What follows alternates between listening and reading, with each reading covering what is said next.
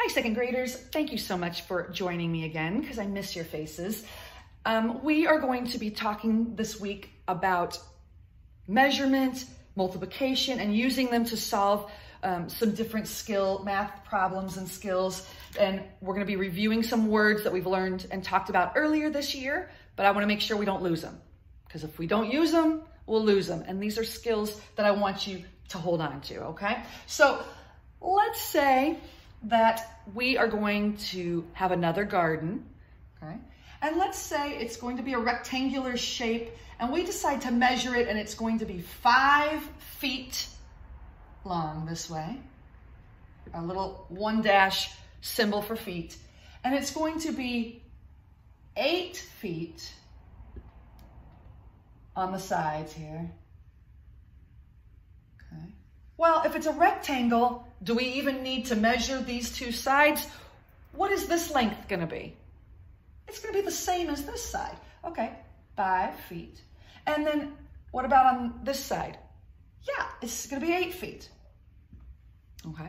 Now, imagine that we want to make sure that the bunnies, oh, they're so cute, but they like to eat our vegetables, okay?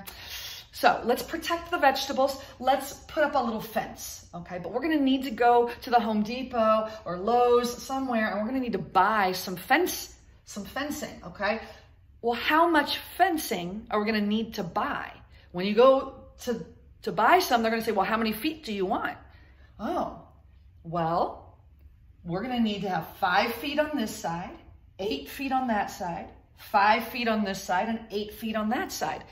That means we're going to need 5 plus 8 plus 5 plus 8 to find out the total amount of fencing we need all around the edge. Now, are we putting fencing in the middle? No, we're just putting it around the outside edge. Well, that outside edge is called, do you remember this word? The perimeter.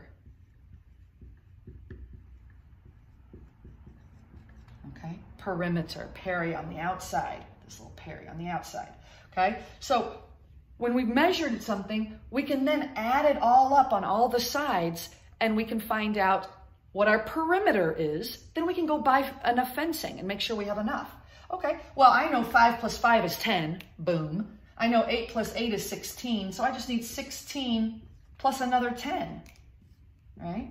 That's just gonna be 26. I need 26 feet of fencing, okay? So what I want you to do today is practice with perimeter, okay? And the way you can add measurement to this, if you have your ruler, do I have my ruler? Oh, here it is. Okay, ruler, okay?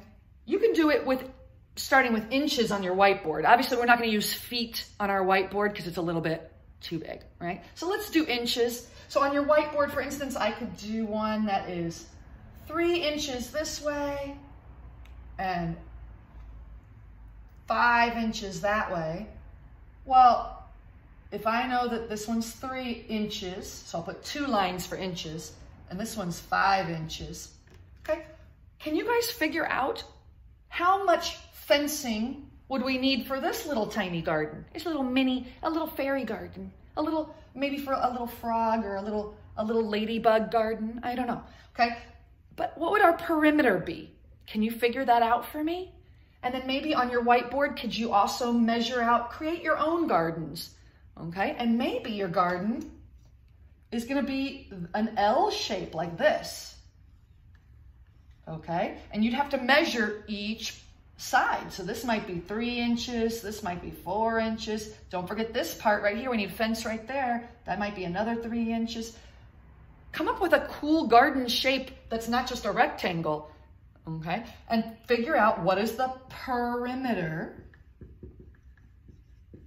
Measure it, add it all up for me, and let me know what the perimeter is for each of your gardens. Take a picture, put it on Seesaw.